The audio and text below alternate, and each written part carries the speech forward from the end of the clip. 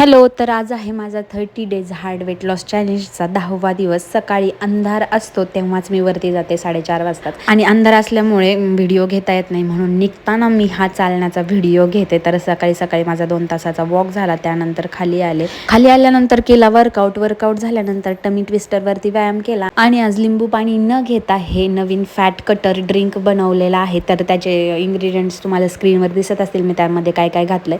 त्यानंतर 15-20 मिनिटांनी green tea घेतली. ग्रीन टी झाल्यानंतर दुपारी 2-2:15च्या दरम्यान लंच केलं. लंचमध्ये घेतलं होतं भाकरी, दही, काकडी आणि कच्च्या कांद्याची चटणी. त्यानंतर 15 मिनिटांचा वॉक केला. त्यानंतर ग्रीन टी घेतली 1 तासाने आणि आज डिनर स्किप केला, त्यामुळे संध्याकाळचा वॉक पण केला नाही. आणि पाणी फक्त आज 4 लिटर पिण्यात आलं. 5 लिटर पाणी कंप्लीट झालं नाही. आणि स्टेप्स 13,141 झाल्या. आणि 13,141 स्टेप्स बरोबर हे 2 टास्क सोडता सगळे आजचे टार्गेट माझे कंप्लीट झाले.